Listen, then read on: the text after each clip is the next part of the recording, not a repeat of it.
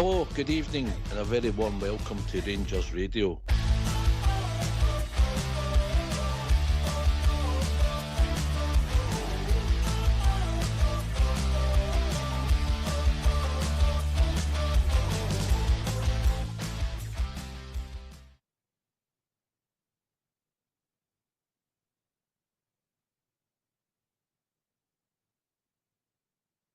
Hello again, welcome to Rangers Radio. Join myself, Foxchair.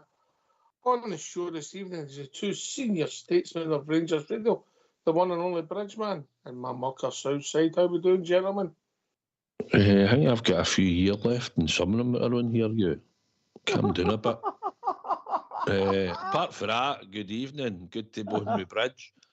And I'll give Charlie and Pacer, Stephen and Philip a shout out on our YouTube channel. They're on there already. Looking forward to the show.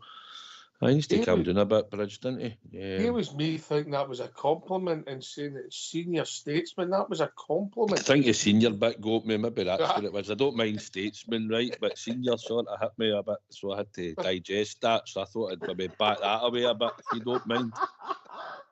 Oh dear. Makes me think of a bus pass or something like that you get when I'm nowhere near that. So it shows you're getting older when you get touchy about these things, Bridgeman. Well, he seemed very touchy there, but yes. Hats off to the way he got himself out of it. Let's put it that way. He was coming in all good. Good evening, Paul. Can you hear me? Yes, mate. Right, okay. He got away with it there. He got away with it. Evening, Bridge. Can you hear me? Evening, Bridge. You usually come in. Evening, Bridge. Yes, I'm here. Can you hear me? Yes. Oh, thank you. Right, okay. Can I just say a big good evening to yourself, Foxchair, and of course your techie boys in the background and the wonderful South Side's going to carry me through tonight. Can I just say to all the Rangers fans listening in all over the world, good evening. Welcome to Rangers Radio. See what you've done, senior South Side there. You threw the man. Yeah. Aye, see what you've done. I'm getting called old on I'm getting called old by one of the troops on YouTube for your nonsense, man. No. Senior statesman.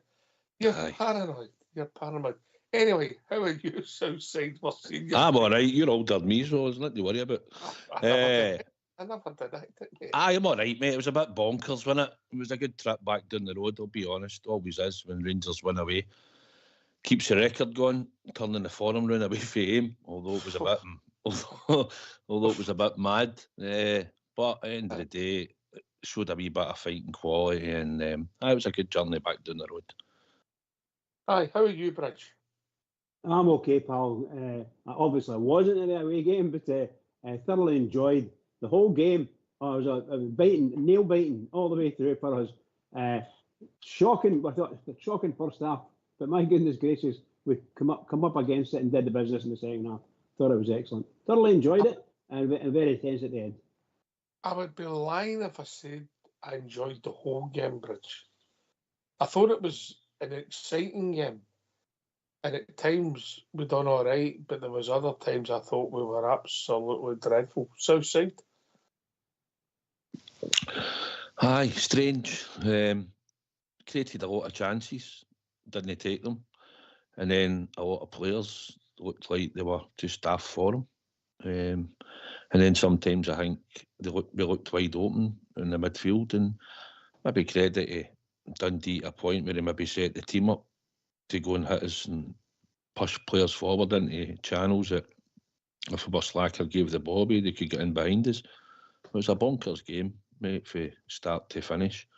And a lot of players didn't play well on the day for us, but Dundee look at it that a lot of their players probably played well, but probably didn't just allowing it to happen, to be perfectly honest. A lot of second balls and physicality in the game.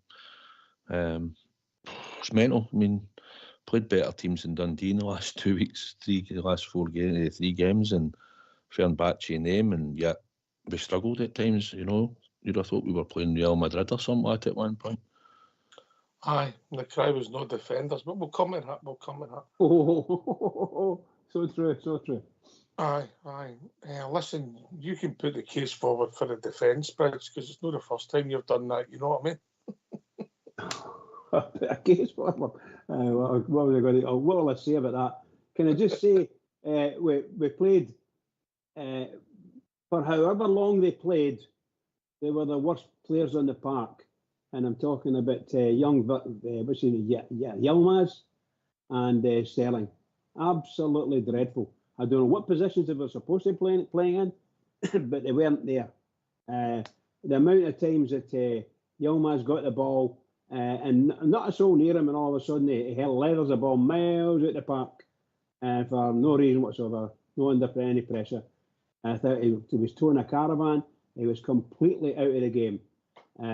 Sterling run around and did heavy tackling sometimes, but seriously, he wasn't in the game either. I don't know whether it was the shape or whatever, but can I just say the two centre halves are not centre halves. In the greatest sense of the word, they are not centre halves. They're players playing in that position, and for some parts of the game, they did very, very well. But 90% of the time, they were out jumped, they were out thought, and so easily turned. And that's, you mentioned there at Dundee, I've got always doing these kind of things against us. They're up there, they're pressing on us, and we can't take the press. We come away with some fantastic tackles, don't get me wrong, but our goalkeeper was miles off the game in the first half, miles off it. Second half, miles better. Yes. But, all right, Rich. We'll work my way through the game. And it all started in the first couple of minutes, Southside, you know. We were slacking the midfield between Midvan and Yilmaz. Midvan, Yilmaz. We see Yilmaz and Strachan. Strachan, where'd that come from? And they broke away and gets a corner kick. The corner kick come in. And listen, I know that Tav get beat with the boy got there first, showed a wee bit more desire. He's not the worst player I've ever come up against, the boy Murray. And if you take it in isolation, I thought it was a good finish. Yeah, we could have done better. Tav could have done better. I accept that. You can say that about all goals. But we gave the ball slack in the midfield, mate, and that was the catalyst for getting the ball away for the corner that caused the goal, you know, and we just shoot ourselves in the foot, Southside. Aye, Suter had to header it out because Raskin was slack and they had players breaking on us. When the corner came in, I was looking to see, and I'd seen Tav was Martin Murray. So I thought, right, okay. But the boy, listen, he got his foot to it before Tav did. Tav's trying to clear it, and the boy's finding his right foot to the hook it. And he managed to get a good connection on it. And it beat Jack Butland all ends up, you know. Not the goal you want to lose, early goals. I suppose if you're going to lose a goal, you might as well lose it at that time in the game. But again, we're behind in a game that straight for a corner in about, what was that, about a minute 30 seconds or something? I don't know. So it's a poor goal to lose for a corner, from your point of view. And he'll probably look at it as a guy who has got, I think it's 19 goals he scored this year for them. He works hard, the boy. He got his reward. And unfortunately for us, Tav could have possibly done better. But he just didn't get connection first on the ball, and he did, and that's what gave them the goal. Aye, listen, if we'd have scored up the other end, if one of our forwards had done that, yeah, we'd have been saying it was a great finish. If we're honest, Bridgeman, yeah. Absolutely. I thought that when you mentioned Tavernier, Tavernier looked as if he was in the wrong position most of the game. He got himself caught out for the first goal, and I thought that was a terrible goal to lose. But there's other players there as well. But Tab was up against that ginger-headed boy who was everywhere in the park for that club. Ran his heart out for Dundee. And I'll have to take my hat off to him for getting that goal. And that's only because that's the way I think. I don't think if Tab's not going to be in the defence, then get him out of the way. If he's going to be in defence, then he stays in defence for most of the game. But he did most of his good work was up front. He's joining up the attack, good passes, a lovely pass for it. Well, we're not going to that. I know you'll talk about it later. But a lot of good pressure from him on the attack, not in defence. Aye, so we're one doing after a minute. You're saying, all right, okay, get started. And if we had a few opportunities, you know, and everything, I'm sure we'll come to this after we've summed up the game, everything seemed to fall to Dessers. Yeah, and there's two sides of the coin. Maybe the people will say that he makes the runs to get in there. He gets the opportunities. It's good striker play, but doesn't. Other people say it's hopeless striker play outside because he doesn't finish. But he had a couple of chances before they got a second goal, didn't he? Aye. Because he come through, I think, for Ingerman, actually. You summed it up right. He gets himself into the positions. It's the one thing about Dessers, playing on the shoulder of defenders, seems to get into that position where sometimes he's get more time to think instead of being instinctive. And they should have probably put one or two of them away, and it changes the game and the complexion of it. But he doesn't.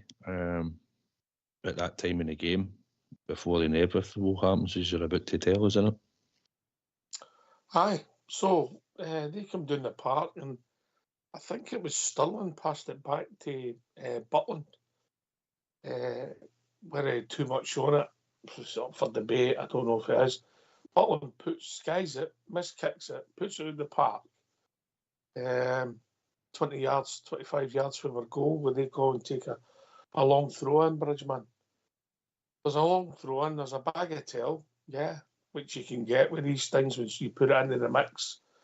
It sort of breaks to them, we don't clear it, and then breaks to them in the box. And there's nothing happening. There's an easy catch for your goalkeeper. It's just told us on Friday he's a top keeper. And explaining what happened next, Bridge. Well, the ball is loose, let's call it that. The ball was loose, and we weren't first to it, but they were.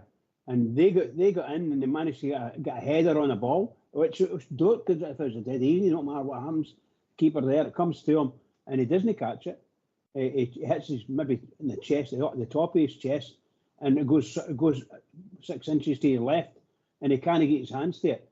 And before you know it, there's a guy attacking him straight on, and there's another guy looking for that ball. And all of a sudden, the second guy, O'Shaughnessy, I think it was, they put the ball in the net. Simplest goal in the whole world to lose, based on what we did. Terrible goal to lose for the club, for us fans. Shocking goal. I just want a name for you. There's a lot of mistakes in the south side, but who are you holding culpable for the goal? It's Jack Butland. Explain. Well, Ignaman wasn't too clever actually when the ball came out. And at the end of the day, he tries to do a wee flick on, and it doesn't go anywhere, and the boy just lumps it, or like a half flick out his foot into the box. Stirling should have either come out and he would have been offside, but when Shaughnessy gets the header, listen, it's a bread and butter catch for the goalkeeper. It's taken one bounce, and it should be in his chest. Where it bounces off and comes out, he should have had his hands behind it and caught it. Let's not be kidded here. He's telling us on Friday, like you said, he's a top keeper. And it's just another mistake. It's a big mistake because it causes a goal again. So I put it down to him because, in all honesty, when that header comes to him, it takes one bounce and then he fumbles it off his chest. Simon Murray's there. I don't know who should be marking him because he's obviously fouled the ball in for that point as well. But no, our goal is at fault. There's no question about it, Ox. Aye. Do you agree? 100% agree with that. 100% agree with that. That ball was so easy. Looking at it, so easy. Goalkeeper, gather the ball. Just gather the ball and go down. Maybe a bit fear because there was two players advancing towards him, and not one of our players were there. Put it that way. It was two of the opposition. So it's very, very difficult for us to wonder what's going on in his head to cause him to freeze, because it looked as if he froze and he just let the ball hit his chest and out it came, and it went the wrong way. But he should have gathered that ball. There was absolutely no way that wasn't a goalkeeper's ball. 100%. There've been in a lot of games I've played in, and I mean a lot of games, there's fights in the dressing room at half time when that kind of thing happens with a goalkeeper and so on, because it's no good enough. You get players struggling with a bit of form and all over the pitch, and the goalkeeper dump. Make some great saves now and again, don't get me wrong, and don't take anything away from him that way. But my goodness gracious, that's 2 weak points, wasn't it? Seriously. Ow. Okay, I've had enough. Yeah, I don't disagree with you. It's a vote for me and for you two senior correspondents. I don't use that word, senior. Apart for you, Bridge, you like the old senior service, don't you? Oh yeah, I used to.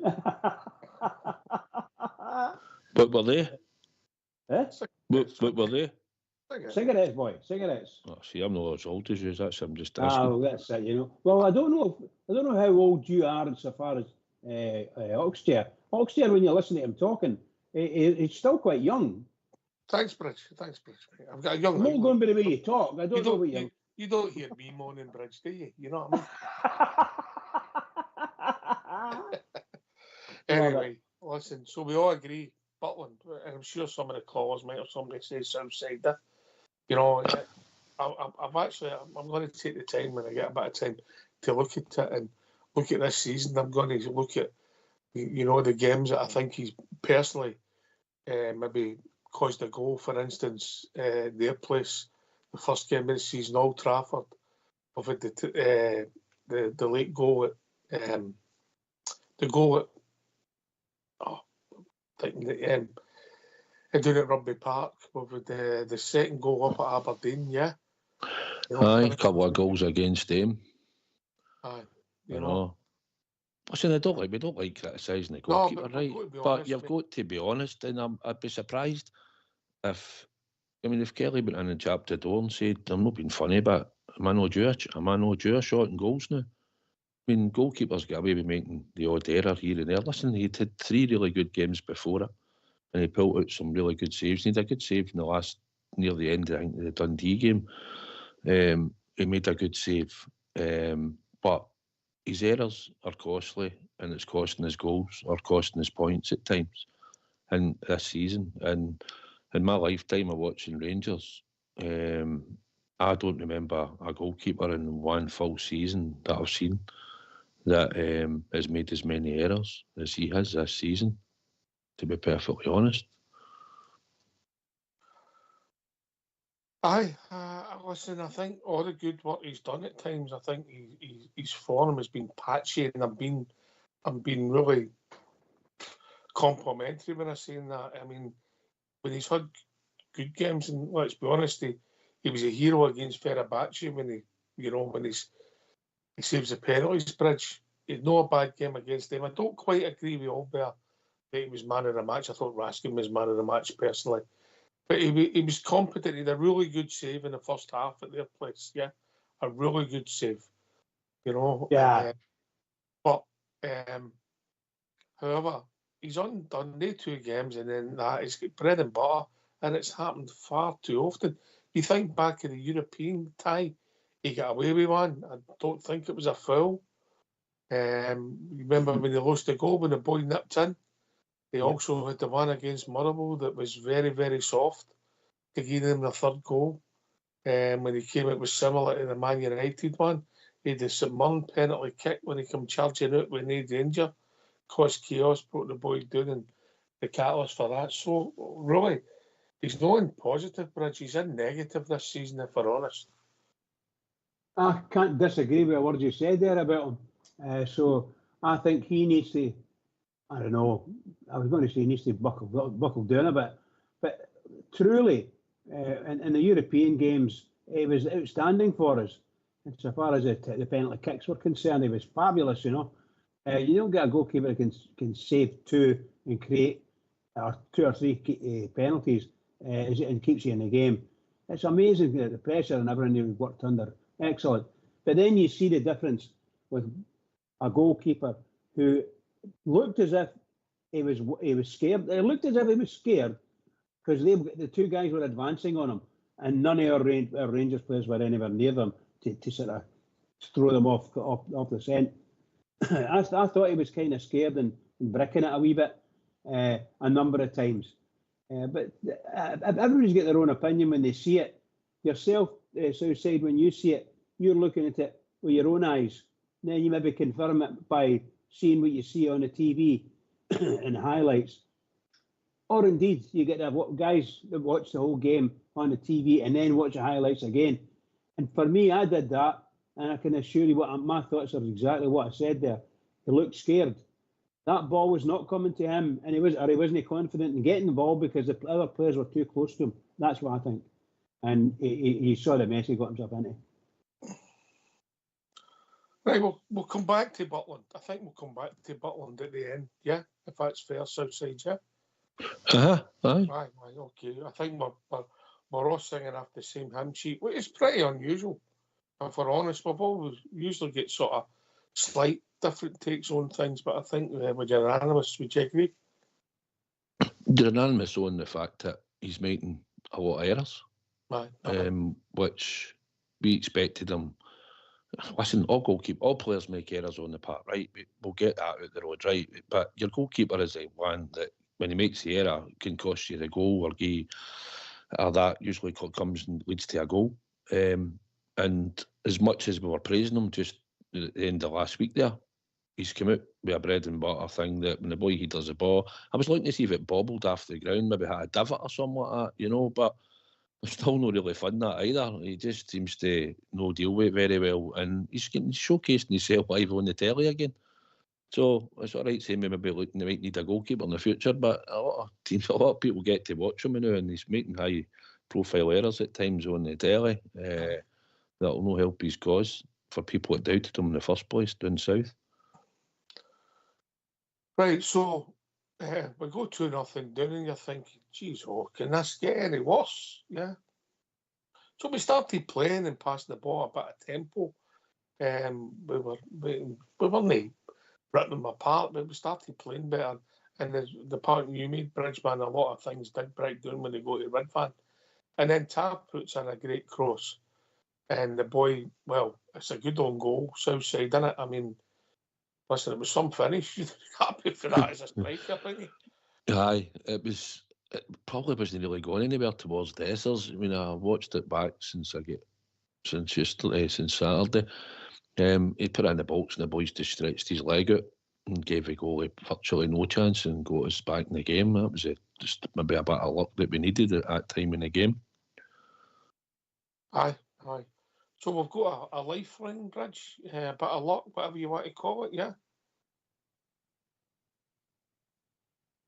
I would say a bit of luck. You had to agree with you. As a lifeline, yes. Yeah, a lifeline, bit of luck. So we went in 2-1 at half time, but we've talked about the goalkeeper, but we'll talk about Dessers. I mean, he was involved in everything when we went forward, Southside, and I think his first shot for me, when he goes slightly wide, I don't think there was any reason for him not to hit the target. The one that he drilled, the goalie saved after running about his knee area, I think he's got that wrong, because in that situation, you've got to go really low. Once you put it into that circle with the goalie's knees and his arms come in, you made it easier for the goalkeeper. He's not got to move because he just hits him. So he gets that wrong. The other one he could have put, he had the header, which I don't really think was much of a chance. He might be looking for somebody else to put that in the net when he's won the header. And then there was the other shot that he had. There was that many Southside. I did. I mean, for the amount of chances they had, you'd expect them to have bagged a hat trick. Even the one he was offside in the start of the sort of midway through the start of the second half, Ignaman, just if he'd played it a wee bit earlier, and he would have scored and it would have counted. But he had the chances and doesn't take them for us, and he's getting into the scoring positions again. I think Ignaman had one as well. He had a wee chance for a throw-in or something, didn't he? Early in the second half, in the first half, I think, just before it finished, he had a chance and all could have scored. But aye, at that point, the two of them, but mainly Dessers, was the guy we were looking to add to the score sheet and go on the score sheet. Just couldn't put the ball in the net for us at that time, Ox. Aye. So we've got to half time, and you think, right, 2-1, we've had the lifeline, Bridge. And then we've changed our setup. So let's be honest, did you think we were playing a 3-5-2? That was the way I seen it, or a 3-5-1-1, maybe, arguably, if you like, with Ignaman supporting Dessers. I don't know if he was really up top, if that makes sense. But we've tweaked the system at half time, and we've went back to a 4. Well, what do you reckon? Was it a 4-4-2? I think it maybe was. Southside. Aye, Ignaman did sort of play up sort of beside Dessers, slightly maybe to the left now and again. But aye, I think it was more or less designed for a 4-4-2 as he started the second half, shape-wise. But they were all over the place at times in the second half, as you know. Players popping up on positions you didn't expect them to be in. Aye. Listen, the substitutes were off at half time. Obviously, we took Balogun on off who I didn't think he had a good game. I think he didn't. Let's be honest. I don't know what you think, Bridge. I didn't think he looked 100% fit. I know he's just catching up on him. He took Conor Barron off, who I thought the first half passed him by. But in my opinion, in the first half, he never took the worst outfield player off, because that would have been Yilmaz by a Absolutely. distance. Absolutely, by a distance. For me, all the defenders in the first half were not very good. Let's put it that way. I think if you were sitting there, sitting in the stand, looking at players, wondering if you would bring them into your team, you wouldn't have bought any of your players from the back. None of them. And I'm not trying to take anything away from anybody. As I said at the very up front at the start, as far as I was concerned, you had 4 people playing in defence there, and they're on the pitch playing in defensive positions, but they're no defenders. The way they were set up made it even worse, right? I don't know whether they were 3-5-2, 3-3, any other variation of defence. They were just terrible. No communication, none of the great things that we became famous for in Glasgow Rangers. They've been able to defend and fight inside your own box and get the ball out and that kind of stuff. I'm afraid that team, Dundee, beat us to virtually every second ball. I thought we had Diamonde, who looked a pale shadow of the player that played in Europe. And I'm not being funny when I say that. A pale shadow. Young Raskin, again, very, very poor in the first half. Second half, entirely different. So I don't know whether the manager did something and changed something here or there. But one thing I have to say to you, we as a club need to design a defensive facility, a defensive system for players to play on. But the very first thing you need players. You need defensive players. Yeah. Young Sterling's all right, and he goes in and gets tore into people, but he's not a defensive player when it comes to that. Very poor. Listen, he wasn't as bad as Ridvan, but Sterling had a poor game. Tav gets obviously man marks because of the goal he scored, but if you like, were 6 players that would have fought part of our defence without the goalkeeper, Yefty, Yilmaz, Suter, Sterling, Balogun and Tav. None of them defensively get past marks. Southside.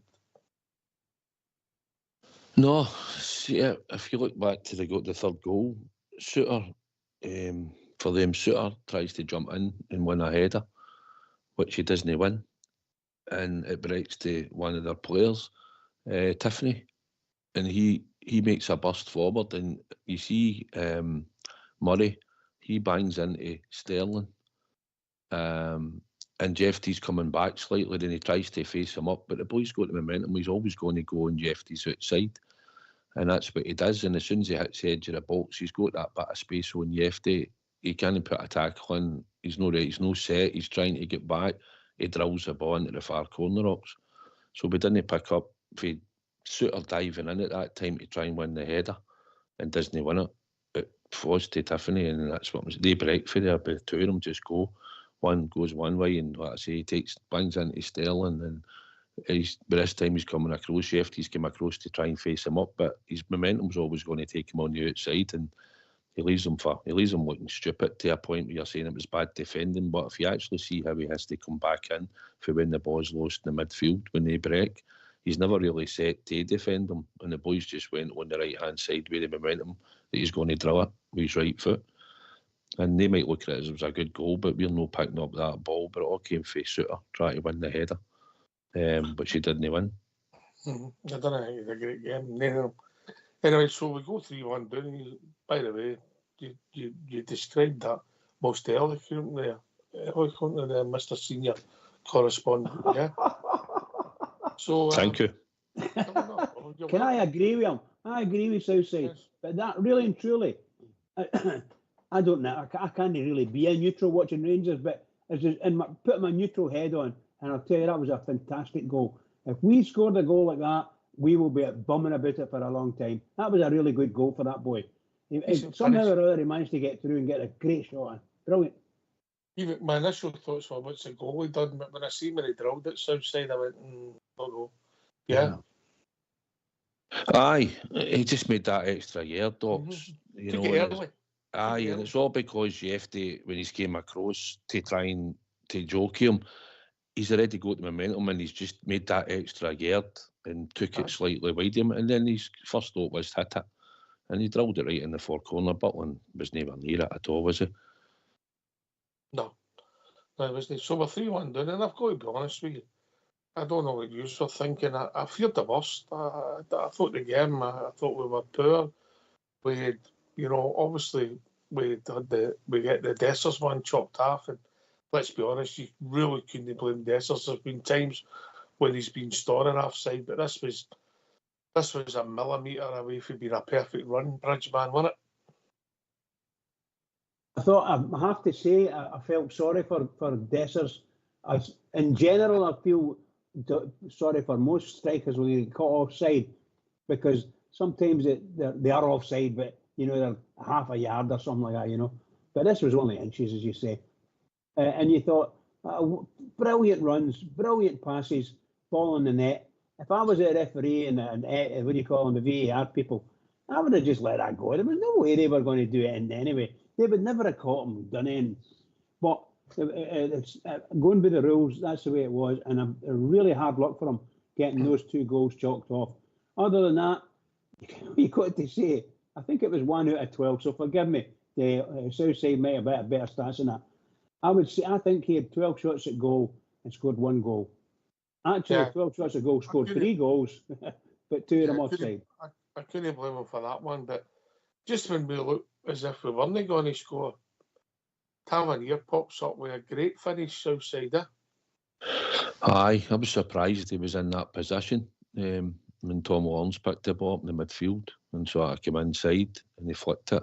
Danilo actually made a nice wee move for him and it was his pass, and I thought he was going to play the 1-2 with Tom Lawrence at the time, and then Tav just appeared in the number 10 position, took the touch and drilled it. I was right behind it, and the minute it left his foot I knew it was in. And then I thought, I think we get a chance of coming back now because we scored right at the right time, but it was a fantastic finish. And then quite quickly, Bridgman gets a third. Tom Lawrence was on the park and he finishes a good goal as well. Actually, can I just go back to the Tavernier goal? Yep. That was a fabulous goal by Tav, absolutely fabulous, and it shows you what that guy can do when he's away from defence. And he's not necessarily running up the wing because he's really good at that as well. But coming in, playing in it like an old inside right position, and he pounced on that ball and smashed it. Absolutely fabulous, really brilliant. I thought it was great. Well done, Tav. The goal from Lawrence, once again, another fabulous goal slightly on the left side of goal.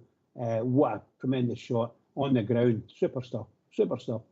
How many times have we asked on this wee show? How many times have we asked Lawrence to go out there and score goals, and he's failed or he's been injured or whatever? And that he turned up for I don't know how long it was on, maybe 20 minutes, and he scores a goal like that. Just fantastic. Now what you're looking for is more of that. If you could score a goal like that, you're a danger man on the pitch, and that's where you should be, up in that danger man position, in my opinion. Aye, so I mean, Tav's not a great game, but he's managed to get a goal and an assist. Aye, I know. That's what I'm saying. We were meant to be playing what we thinking it was a 4-4-2. It started, and then you seen Tav turning up in that position. It was like number 10, But Danilo was good in that. It made a nice wee pass, made the space to lay the ball off to him, and Tav just set it up and then drilled it, didn't he? And it was a great finish. The same as Tom Lawrence's goal as well, Yeah. And round about this period with another, we're lucky. The boy put it at the bar just before we'd scored. Butland came racing out. By the way, he was lucky he never took him out, because I think if the boy's cute and he's running him, he takes him out, maybe a red card. But anyway, it never happened. So we're into injury time, and they go through, and the boy Murray goes a similar position to the boy who scored the third goal for them. and he rifles it, and he sort of puts it against the post. Harder angle, accept that, harder angle. And for that, we got the part. There's a long ball.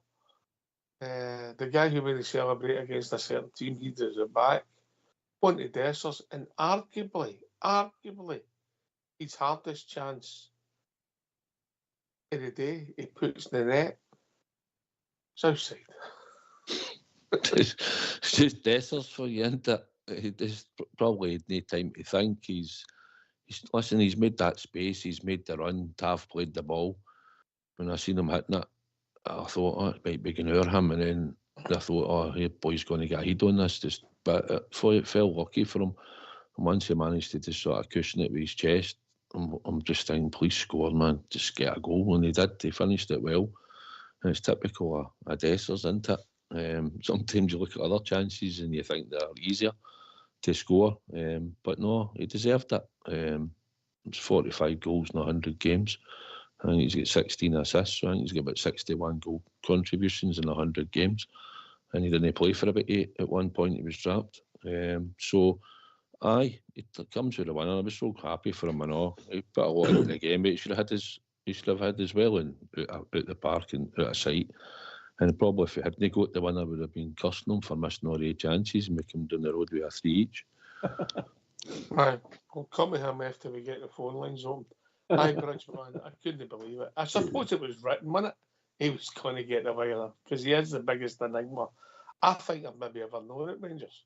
It's certainly the biggest enigma I've known at Rangers, that's for sure. Can I just say, hats off to him and congratulations, young man. Let me tell you, that was a top-class goal. Absolutely top class. He's waiting, and he thinks, that guy's not going to get this ball, and the ball bounces on the top of the guy's head. It looked like to me, rather than him trying to head it, just bouncing on his head right over to him, and he gets it on the chest. Absolutely fabulous. Keeper, no chance. He saw the keeper coming. He did everything right. When all the times we saw him, and you think he can make a keeper look world class. Some of the good shots he has, and the keeper gets a good position. But that, outstanding, absolutely outstanding. He got between the defenders, did the business, not offside, nowhere near it. What a great goal. Best goal of the game for me. So we ended up winning a crazy game 4-3, and by the way, we've not touched on half the things that's happened.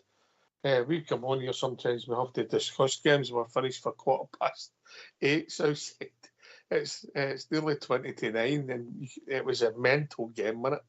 Mental. It was a night. It was a roller coaster. It wasn't. We didn't play great, but we did show some character to come back twice with 2 goals down. Aye, and listen, they hadn't been on a good runner for them. They'd leaked a lot of goals, as we'd known before it. They did a good result against Dundee United, I think. I think they played the same time we did that, or after us that weekend. And that was their first win in about 6 or 7. Listen, they came out and had a goal. We can say we gave them a couple of goals at a start. Like you say, the first goal, you could say it was a good goal for them. If we'd scored it, you'd have thought it was a good goal for our striker. Second goal we gave them.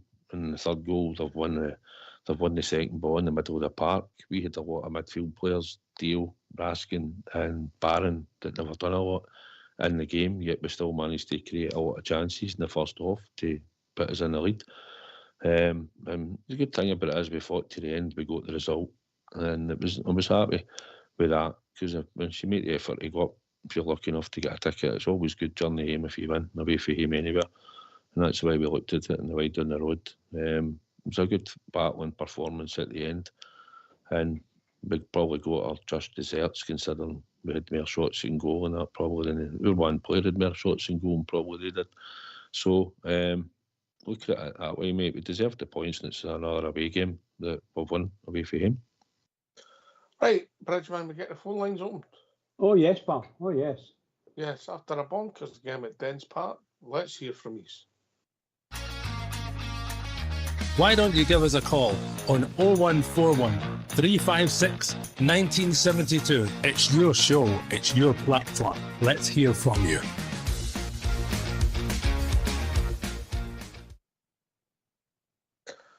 Hi, Listen, we're going to have to talk about Dessers.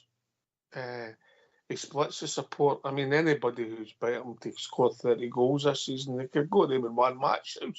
You know what I mean? I know. That's how crazy it is, isn't it? You've got to remember, he didn't score in 8 games, if you remember. At one point, I think he went 8 games without scoring. And then I think he was took out the team as well for a few games when he played Danilo and Ignaman. So, but overall, I think the stats, 61 goal contributions in 100 games. But like you say, sometimes it just makes you laugh. You know, you're like, come on, big man, how have you missed that? And then he scores a goal that's really good. And it was good to finish the way he finished it. At the end of the game, pressure was on and he took the chance. It's Dessers, isn't it? Oh, mate, as I said, he's the biggest enigma I know. Bridgman for 94 minutes or 92 minutes, whatever it was. You're saying, what are you doing? And then he comes up with that, you know. But with the amount of chances, and you've got to give him credit, Bridge, for getting in there, making the runs, getting the right ball, and then being able to get the shot away. But for the amount of chances, minimum we should have is 2, arguably 4, and then there's an argument he could have more than that. Yeah, it's ridiculous. Yeah, I think in any other game when he's, shall we say, no pressure or less pressure on him, he would score 3-4 goals there. Brilliant chances, great chances to get through, and did a lot of the work himself getting through. Unfortunately, 2 of them, when he got through, 2 of them were actually rolled offside, so there's not much you can do about that. So if you take the 2 offsides and the goal he scored, there was one offside. But the 2 of them were offside. No, he had 1 chopped off, didn't he? No, 2 chalked off. They get 2 chalked off, offside. Dessers. Come on, Southside, tell us. Just the one. Just the one. Oh, for God's sake. What was I watching then? The replay. Sorry, boy. The replay. I'm absolutely positive they get two offside. Never mind. Please, somebody help me. Well, we are. We're trying our best. Mate. I know, pal. I know. Sorry. It's I do not that apologise. you're going bonkers. It's just the arithmetic's awful. I know. Anyway, forget that. So he scores a goal and he gets another one chalked off. And I think at the start I saw, read was it something like 12 goals, 12 shots on goal. Keeper made 6-7 saves, and you can't beat anyone. If the keeper's making good saves, either you're taking, shall we say, taking it easy on the keeper, because a lot of these times, as usual, the keeper manages to get in the right position so the ball, it looks a straight shot to the keeper, whereas it might not be quite as straight as that. But by that time, the time the shot comes in, the keeper's moved and got it straight. Other than that, some good saves the goalkeeper had. And I'm sorry I gave you an extra offside there, Dessers. So that's all right. That's all right. Listen, if you really think back, you know, you've got that one he's chopped off. You had the 2 in Fenerbahce, wasn't it? You get 2 chopped off in Fenerbahce. But we're all millimetres outside. They could have done an extra 3 goals, and if you'd backed them to score 30, you're getting close, mate. That's maybe what I've been thinking of, the Fenerbahce game. Even the one, I can't remember where it was, when he runs round the goalie and hits the post and comes out and Higney scores it. Bajrami. Oh, Bajrami. Aye, listen, Dessers, he's always fit for his work. I said one year, ages ago, he's got the right mentality to play for the club. You know, for the abuse he's took and for his criticism he's had. He just kept coming back and coming back. So he's always fit, he's always available, apparently trains well. And he's a likeable guy. Let's not be kidding, he's likeable, but at times, aye, can be. At times, but you're just looking at probably in these 100 games and you think back, he could have probably been up there in the 70 or 80 mark. Goals that he's probably had chances. But in fairness as well, like I said, I think he went roughly, I don't know if you can check it out later on. I think he went roughly 8 games without scoring, or around about that mark. And then he was dropped for a few games this year. But he's come back in again. Like you say, he's always available. He always gets himself into goal scoring positions. He just needs a bit more composure sometimes, and there's times when you think he'll probably no score, and he does. And he scored some cracking goals like Easter Road and Betis away and games like that. So, but we just need it more consistent, and hopefully I'd like to see him try and get at least another 8 goals. I think he needs to 30. Maybe help me. Actually, just tell you, Hadji text me, and he said Dessers will get the winner on Saturday. I don't think he did. Alone in thinking of that because he was so mental. Anyway, we've been joined by David. Evening, David. How's it going? Hi, David. How's it going, lads? No bad. Another roller coaster on Saturday night. Explain it, mate. Explain it.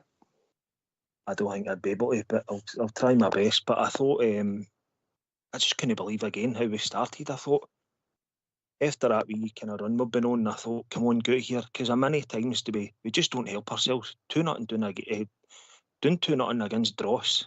I know they're not a bad side, and it could have been 3, by the way. I think they get lucky with that. What, do you want to get chopped off? Aye. For me, I think I'd be going bonkers if it went against Rangers, put it that way. But I just thought they look just a bag of nerves again, and I'm looking as well. I kind of seen the ball bobbling the way they were getting touches, and then before you know it, the ball's up in the air and whatever. And I'm going, is that Park a mess or something? They just were putting themselves into silly. Yilmaz was just horrendous. Balogun for me had one of his poorest games in a while. I just didn't think he looked at it all. Looked up to it at all. I've stuck up for Butland. I know about the kind of about saying about defences, and that's maybe the problem. You know, you're playing in front of behind that defence, but you can't stick up from there. That's just an absolute stinker. That, and there's no way that you can. There's no way possible that you can stick up from there. To be a good keeper by Rangers, it's all right in these big games and a couple of penalty shootouts and whatever, but he's making far too many errors on it, and it's a big problem. If he can't step up to it, then he'll need to be at the door as well. Give the boy Kelly a chance. Kelly's no a number 1 for me either, by the way. But and then going forward, we were just. I've got to be honest, even at 3-1 down, I didn't actually. No joke, I didn't. Something in the back of my mind was saying, I think we'll come back into this. No way say we would have won it, but just a crazy game of football. But I don't think this is. I mean, I was a big fan of Barry coming in. It was on the night before he came in. That night he got announced or whatever it was, and it was before we went to Kilmarnock. And I said, you know, I was delighted that he came in, but I've got to be honest with you. I don't think these games, you know, your 4-3s and all that. I know it's exciting when you win it, but I don't think it's doing your cause any. I don't think that's helped them. We want to be going to Dundee and winning, been 2-0 up at half time, and you know 3-0, you win the game and down the road. I don't think he'll get the job. He's done a great job since he's come in, but that was just a couple of wee thoughts here anyway. Yeah, I mean, if you take the away for him, I think he's Kilmarnock, Celtic, Fenerbahce, Dundee. Yeah, I mean, there's moments and goals in every one of them. I mean, we're attacking. We're certainly attacking with more players as well. I looked at it the other day. I was kind of looking, and it was shots inside the box. So I kind of looked this up the other day. It was on one of the daft websites, and I thought we just seem to be getting more shots off inside the box. I mean, Dessers had 11 or 12 chances. I mean, that's incredible. I heard I think it was Albier said the other day, and he said if that was Roof or Defoe, he said he'd be walking off a 4, and I completely agree with him. Dessers, if he misses that chance at the end, everybody's gone ballistic with him. He's about 2 minutes away from being caught this, that, and the next thing. But so crazy. But we're attacking with numbers, but the amount of goals we're conceding is not real. Aye, I get that. Southside. That is where we are now. Dundee took chances that gifted them a second goal with Butland, and they got a goal for the corner for us losing the ball in midfield. And they caused us problems. But all it was doing to rain, our midfield didn't really function. at times in the game. We were getting winning, even making that boy Silla look good. He was crashing into players, winning second balls, and we looked off it. And yet, in saying that, we still created a lot of chances, as you're saying, David, where we could have put the game out of sight. Dessers alone could have managed it. Higneman had a chance, I think, in the first half and all. But aye, we were in downfall. We're losing goals that's poor, and we're having to fight back. Showed fighting qualities to get back in the game. And we scored a couple of decent goals for outside the box that we don't usually. And we got ourselves out of jail on Saturday.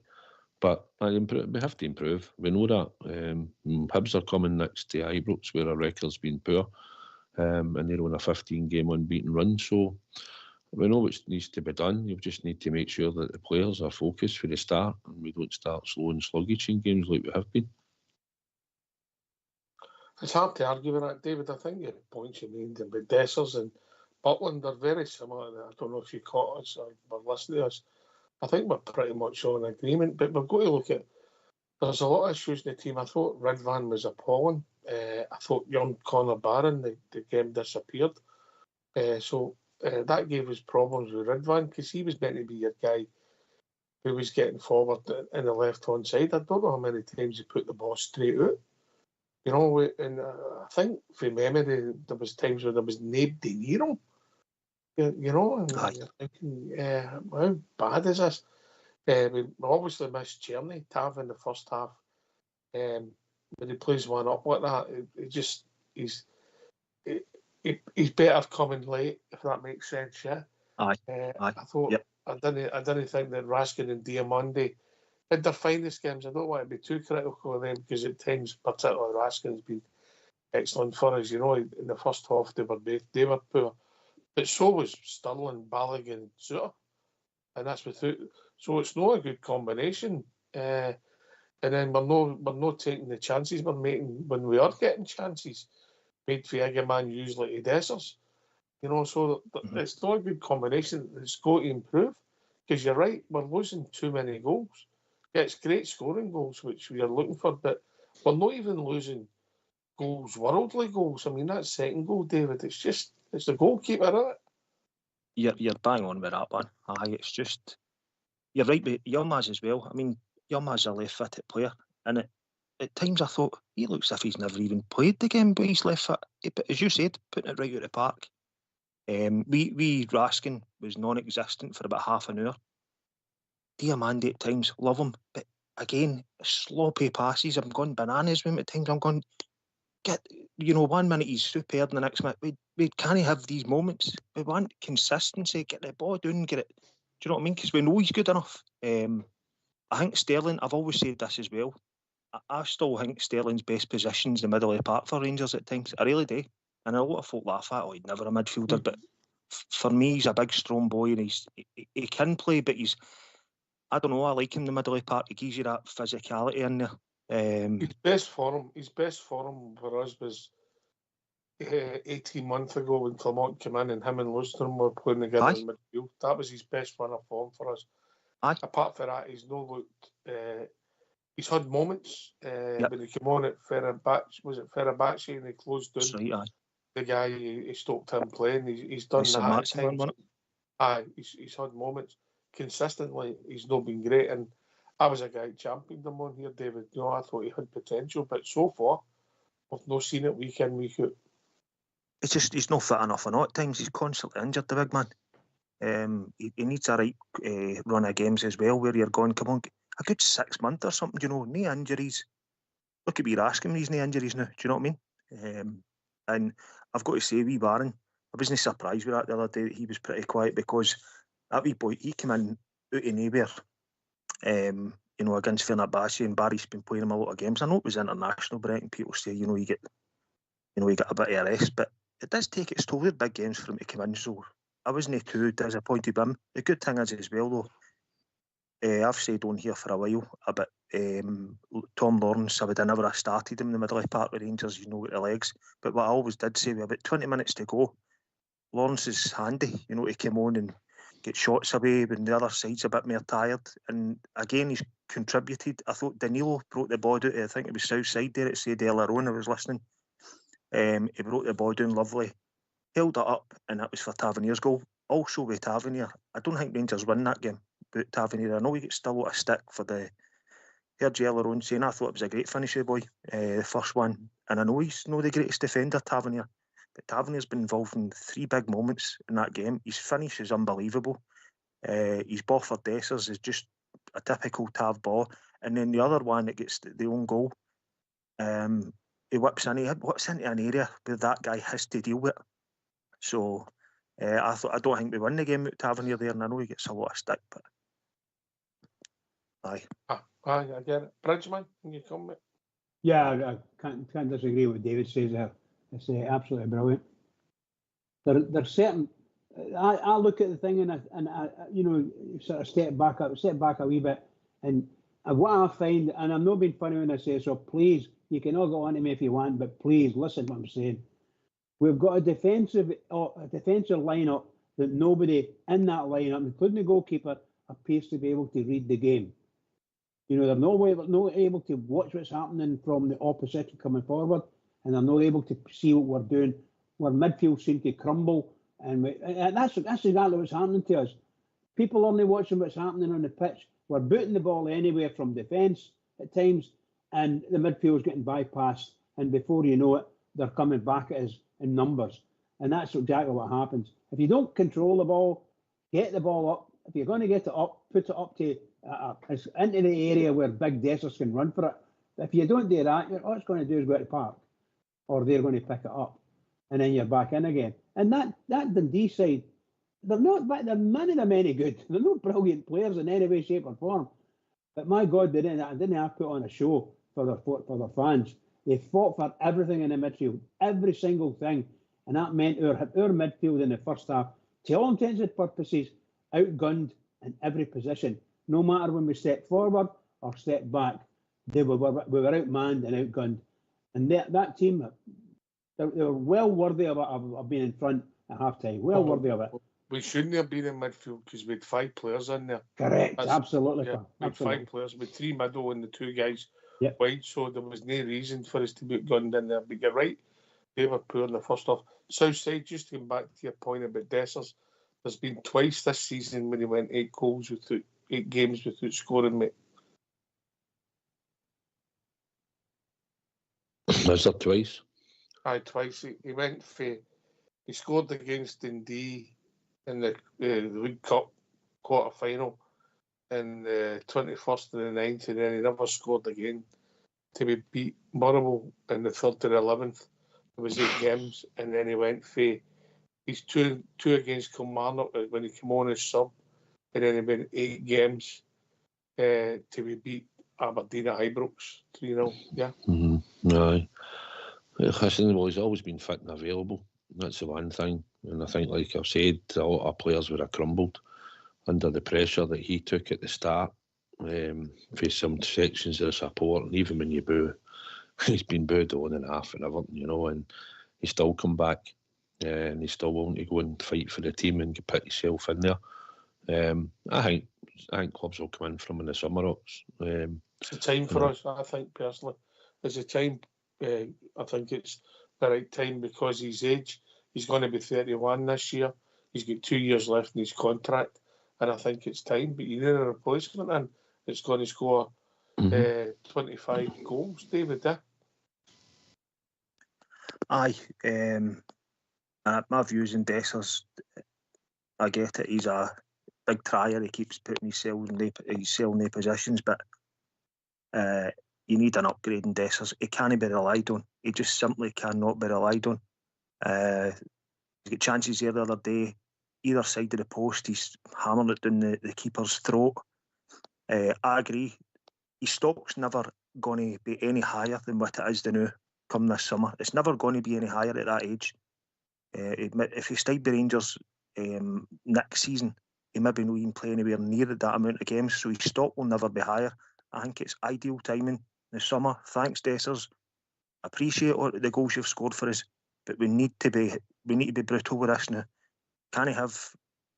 can't have a guy having 12 chances and 12 good chances and only scoring 1 late on. I know it's all right jumping about, partying about. We're all delighted to win it, but we need people that you give them a chance, 1 or 2 chances, and the ball's in the back of the net. Agaman came on at Parkhead, and I know Agaman's been off his form, but he comes on at Parkhead, 1 chance, bang, into that bin. You need players that can do that, and you don't win titles with guys that want to score 1 goal out of 12 glorious chances. Do you know what I mean? We'll come back to him, but we'll have to talk about the team. But if you don't mind, chaps, get yourself on mute, because we're going to have a tune.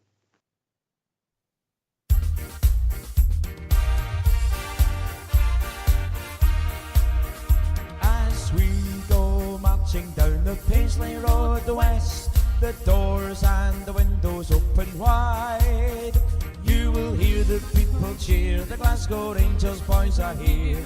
It's Glasgow Rangers for me. Blue is the colour, football is the game. We're all together, Glasgow Rangers is our name. For we are the best team in all Scotland, and Glasgow Rangers is our name. So bring on the Celtic, your Hibs and Aberdeen, your Dundee United, we're the best you've ever seen. We play hand on heart, God save the Queen. It's Glasgow Rangers for me. As we go marching down the Paisley Road west, the doors and the windows open wide, you will hear the people cheer, the Glasgow Rangers boys are here. It's Glasgow Rangers for me. Blue is the colour, football is the game. We're all together, Glasgow Rangers is our name. For we are the best team in all Scotland, and Glasgow Rangers is our name. So bring on the Celtic, your Hibs and Aberdeen, your Dundee United, we're the best you've ever seen. We play hand on heart, God save the Queen. It's Glasgow Rangers for me. It's Glasgow Rangers for me. It's Glasgow Rangers for me.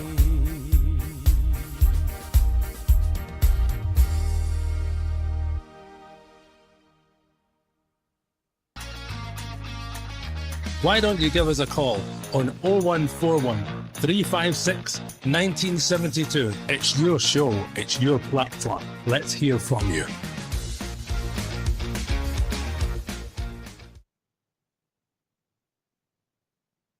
Right, we can talk about all the tactics, all the players and everything we like. Is there a mentality shift? Do you see any of that? Southside, then Bridge and then David. Well, going by Saturday's performance and turning up the way they started, no. I think they're trying to install it into them. Every time we seem to come away for a break, we come back and we get a first league game. We've got a lot of players not been away in international duty, a few have. And we come back and we're rotten to start with. So that's no changed. I think they're trying hard to install it into the players. I think we're getting a bit of, get the fighting spirit out the three of them that are in there, through which they were like when they were players. We get that desire and that out of them, but it's done to the players' ops, and I think they're getting a bit of mentality. It's hopefully going forward they'll keep with them, but at the moment, I still think we come back after an international break. We're playing Dundee, and we're 2 goals down in a blink of an eye, and I think here we go again. So. No, I think we've still got a lot to. I think we need a lot of more quality players in the squad to help the squad we've got. So no, I think they're trying, but I don't see it. I don't see it throughout the squad at the moment, continually and consistently. Bridgeman. David. Hello. David, then you say aye. Aye on you. I get what Southside's saying there. I actually agree with the point he was saying about going down at times as well. But I think it's kind of hard to argue that there's no mentality change. I agree, going 2-0 down, you go, well, what's the difference? And you shouldn't be going 2-0 down. The problem for me, we looked again, that kind of softness after half an hour. They looked so soft. If you get a thump, they were kind of moaning, and I'm going, come on, let's get started here. I think there's definitely a bit of mentality change. But I agree with Southside, no question. There has to be a quality, an upgrade in quality as well, because quality helps you. Your mentality gets stronger when you see better players playing next to you. Good players make other good players look good. Do you know what I mean? If you're playing with Yilmaz, for instance, at putting the ball out the left on, you're getting the ball at the left hand side and he's blootering out the park every 2 minutes. It's kind of difficult to get the chin up and make runs, and do you know what I mean? So I think it's going to be, I think next season, obviously, you're going to have to see there'll be a big change. I mean, people are going on about a couple of players and this, that, and the next one. I think they'll just be, I was going through it today. I mean, it could be, you're talking some crazy amount of players that could be leaving in positions you need filled. Can't have guys come on like Hadji again. As I say, Hadji, no good enough. He's come on again the other day, done nothing again.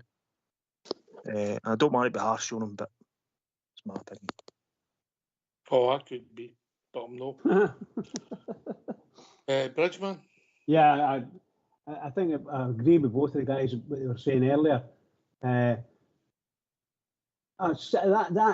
comment about Hadji is unfortunately for Hadji. Admittedly, we're away from home and probably a poor pitch, but really and truly, I don't see we're getting very much out of Hadji, to be honest. It's only the odd few minutes that he actually makes presence in the game, and we know he's got lots of skills. We know he's able to do things, but we're only seeing a shadow of the player. The quality that he's got, I don't think we're seeing the best of him in any way, shape, or form. I don't know whether we ever will. David's saying there about players coming in potentially in summertime. I'll go back to people are fed up. Listen to me when I say it. Please, 2 huge centre halves. You're only going to get a chance to win things. When you look at the size of the guys when they were coming up for corners and throw-ins, and they're mountains ahead of us. You know, way ahead of us in height, and they're running onto the ball. And where we got, you've got Yilmaz watching someone who's maybe 8 inches or 9 inches taller than him. That kind of thing. That's just nonsense. We need to get people in there that know what they're doing about the football and players that can mark people, you know. However, maybe that's old-fashioned. Maybe they don't do that anymore. Maybe it's sort of the drills that they've got that they're doing with. Well, in my opinion, they're not doing it very well, because I don't remember Rangers actually winning that many balls. And when we're in defence, from corners, free kicks or throw-ins, we don't appear to be winning very many balls. That's the truth in it. And that's one of our biggest weaknesses. Hence the reason why when we don't score up there, up at our own bit, when we're up there, unfortunately, it makes it look even worse when we lose a goal. It actually does. It makes it even worse. As Southside said it, within a couple of minutes, we're 2 goals down. I mean, that's just nonsense. Just utter nonsense. What kind of team have we got at all that's going to... You're going to Dundee, we're second bottom in the league, and we're getting beaten within a few minutes. We're getting beat 2-0. Nah, got to be better than that, and they've got to bring in better than that. And some of the boys that we've got, no doubt about it, they're skillful and all the rest of it. So I'm not trying to take in away for the ones that are there that are good. But when you come in and you're good, you've got to be good all the time. You've got to be good. It's this consistency. I mean, yeah. You know, you've had. Let's be honest. You think back to the games that we've had. I'll just put that back up again if you just give me a second when I'm talking about Dessers, and you talk about the consistency. You know, we've had Fenerbahce away and then St Mirren at Ibrox. You know, doesn't add up. You know, and then you've got Fenerbahce home. We get through. And then we goes to their place and we score 3 goals, win the game. And then we're thinking, okay, we've got a week off, there's a rest, and we should come back refreshed and buoyant, David, because we've had a good result. Well, that lasted 90 seconds, mate. I know that's a lot for some people, but 90 seconds lasting isn't a lot. Mental. It's great. But it's almost important. Bridgman's spot on there, by the way, when he's going on about centre-offs. That's why I said I was stunned that Big Katic was kind of, we turned our nose up at Big Katic. I would have taken him in 2 minutes back at Ibrox. 2 minutes. I think he's a better player now since he's left in a way, and kind of. But it's I don't know. It's definitely a mentality thing at some areas. But the problem is we give ourselves this mountain to climb all the time. But how do you sum that up? How can you possibly go? I mean, if we beat Celtic this season for the last All Firm game at Ibrox, that's us won 3 All Firm league games, and we should have beat them in the League Cup final. Now, and you're going to be double figures behind them. You're knocking out guys that Jose Mourinho are a 2-legged affair. It's just, how do you sum that up? I just do not know. Because we're all, as you said, I'm saying, come on, man, that's us. You know, we've had a right few results here. Go here, get us 2 up before half time, get the ball on the deck. We've got better players. And as you say, before you know it, we're 2-0 down, you're going, here we go again. And as I say, it could have been 3. It's just it's got to be, I don't know, is it, I don't know. Honestly, I'm kind of. And listen, we're critiquing this outside for the fact that we've won the game. It's bizarre. We've won the game, but we can see the flaws. Listen, we should probably be praising the team to a point. The fact that we got the win, they kept going, but a lot of players on the day played out of form, and some of the subs had an impact when they come on that helped us get the points. But let's not be kidded. We need a proper core. I mean, we need at least another 10, 12 players into this squad come the summer. That's without question. And there'll be a good few going out the door. And we need better quality. And we'll probably need more of that as the season goes on. We'll need to keep adding to the squad. Some, if they don't get bids in, they'll still be here, and they'll be a year or a year and a half better at the club down the line. And hopefully Barry and the rest of them have been installing the expectations, as they should know by now, what it means to play for this club. And Barry said they went into old habits again, which he's not going to tolerate. So he's reminded them of that for whatever he called bad habits and what he saw. So, no, they'll be constantly reminded. We just hope that they take this forward, and when we get a core, they'll be the players that are driving the next players that come in the door and be driving the standards and that. But that'll be when the new manager comes in, new sporting director comes in, the type of players we're going to attract. I just think we need some physical players in this squad. We need physical players to compete in this league at times. And I've always said I think we need a really first team 11, but it's really 15, 16 players that can play in that 11 that you can take out a couple and you'll not be worried about the quality. We've got to get that core group up, a strong first 16 players, and then build the rest of the squad round about it that you can carry and can come in and make a difference or play a game here and there. Squad players that you're on, young players to bring in and fast forward. But we really need to strengthen the squad, because that's where the problem is. And we're doing the best, Barry and that's doing the best of that squad. Do we have to start with the classics, I say? Do we have to start with a goalkeeper? Aye, well, if that's what it comes to, mate, that's what it'll come to. End of the day, it'll be judged on the new manager probably that comes in the door. Listen, he's a good goalkeeper, but is he good enough to play for us long term? Is he making too many errors? And that he's never really held his aim down in England at any period of time. We've given him this big chance. This is him playing European football, playing in Scotland and getting showcased. And he's making a lot of errors this year. So unless he gets his act together, then I wouldn't be averse about changing my goalkeeper next season, to be perfectly honest. And I agree with Bridge, we need to get 2 commanding centre halves in to compete with anybody that's going to be there next season. What's your classic? Bridgeman, you've got to, that core of your team, your goalkeeper, centre halves, they've got to be the bedrock. Yeah, you don't want them to be man of the match every week, but you want them to do their job and let the strikers grow up with glory and win you the game, yeah? Absolutely, absolutely.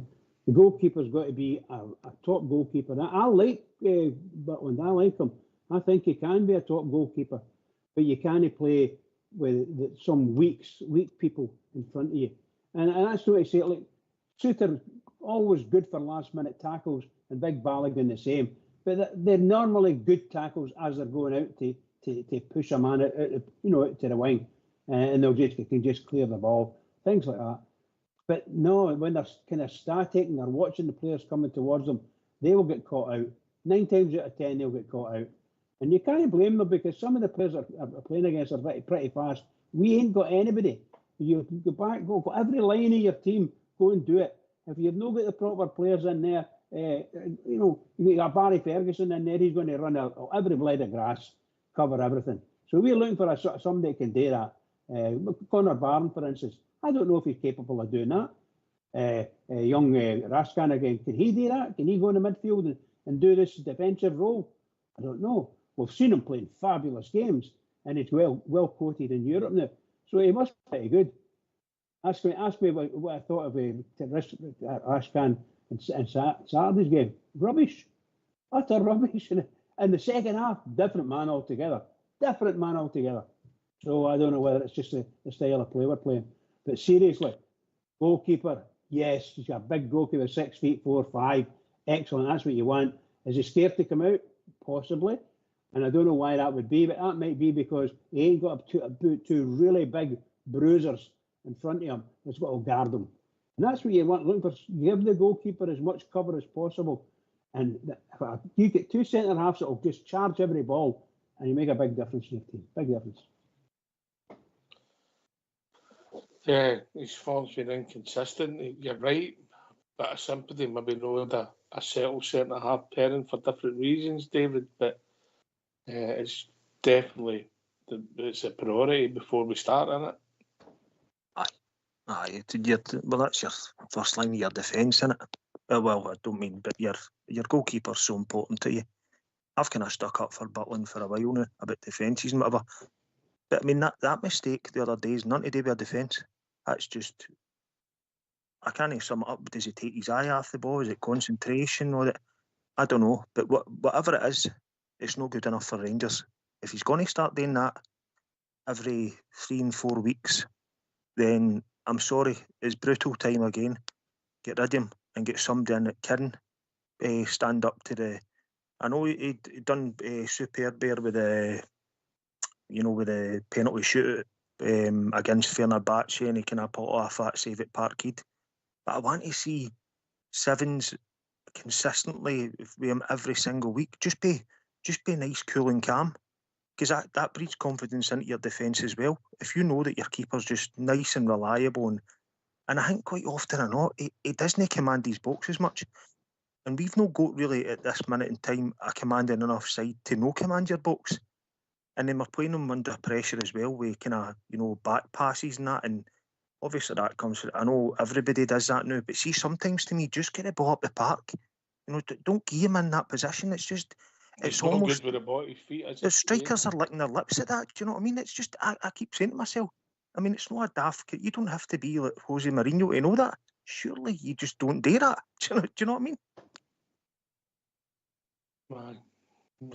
It's all different kinds there. There's south sides. You've had the Old Trafford away, that one there. You've had St Mirren away where he's misjudged it. You've had others been. It's no one particular era. Could it just be a confidence crisis?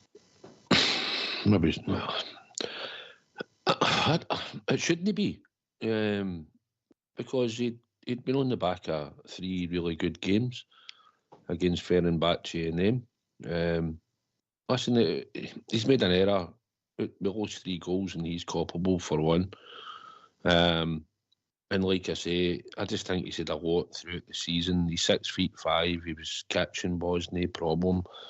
His distribution's always been a bit dodgy. Goalkeepers with their feet, I'm not too fussed. I like to think they're good to be good with their hands and a good shot stopper, maybe command their box, and I can oversee the fact that they might not be too good with their feet.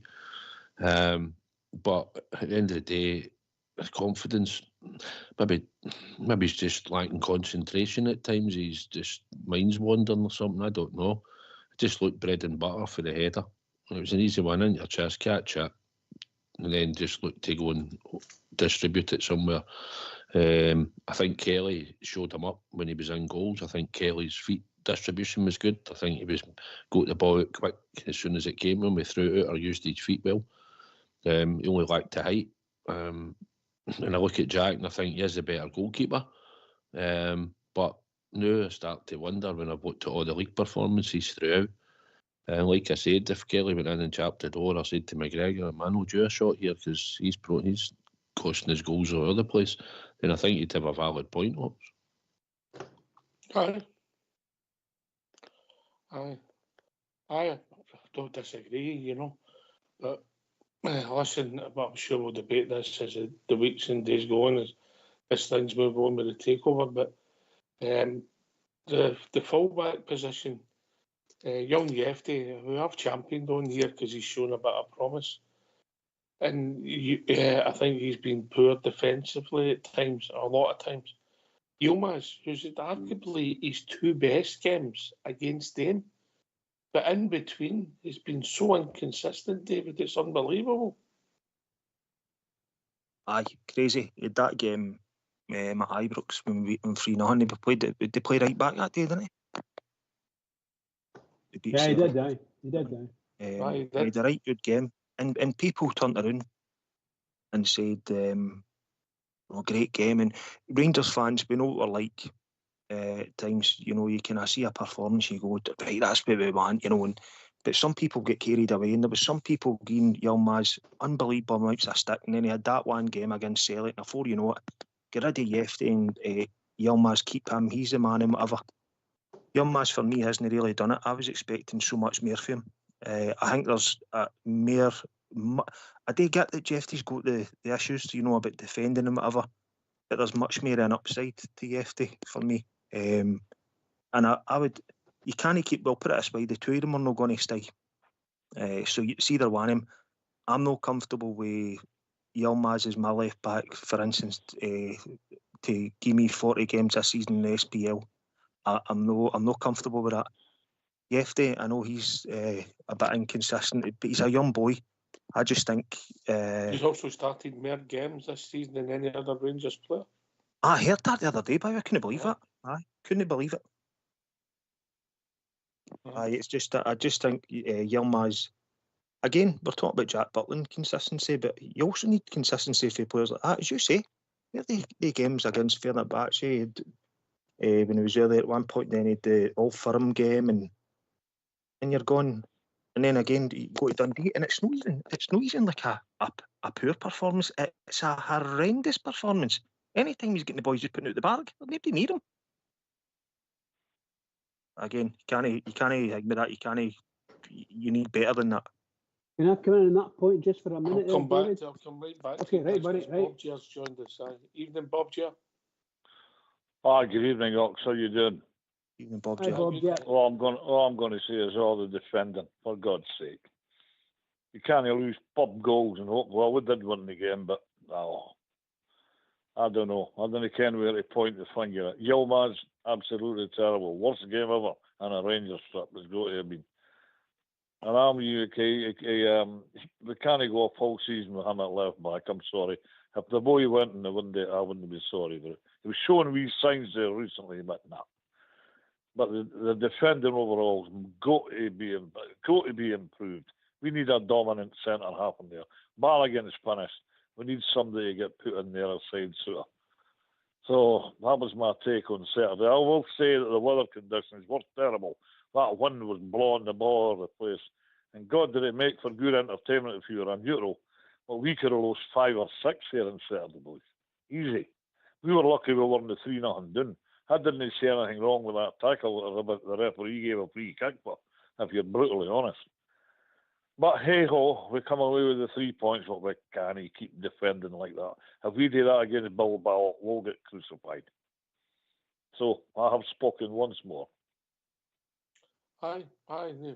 We don't disagree with you, Bob Jab, of what we say, Southside.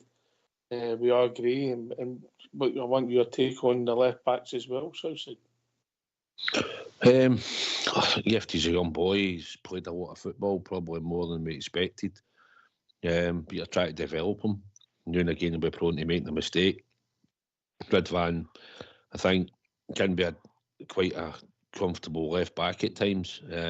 Had been played out of position at right back and went and fought for the cause over there and had a couple of good games. But going forward, I think Ridvan will probably go away in the summer.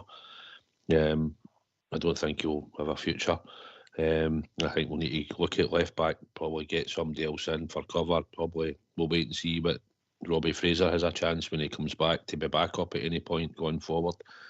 Whether he has or isn't, but sometimes the way they two have played, I wish Robbie Fraser had been there. He might not have been as bad as they two at times, although he's never been really gave a chance.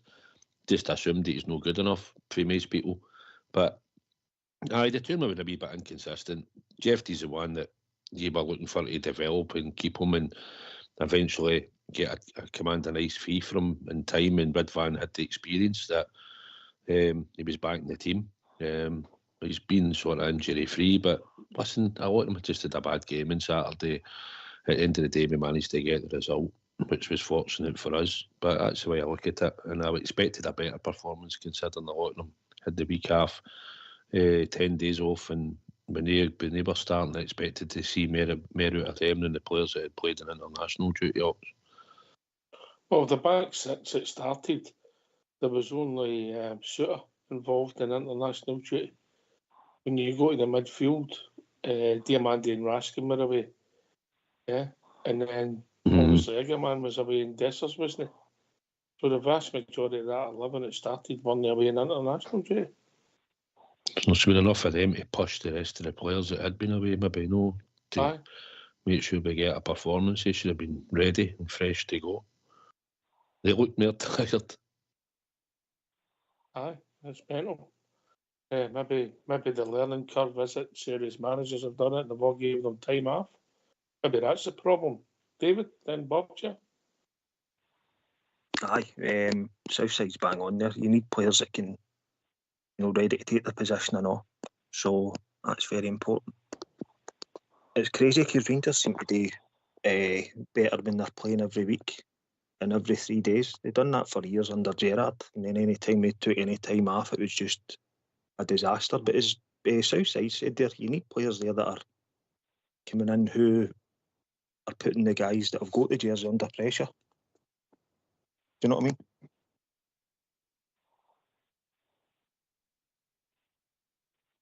Hello?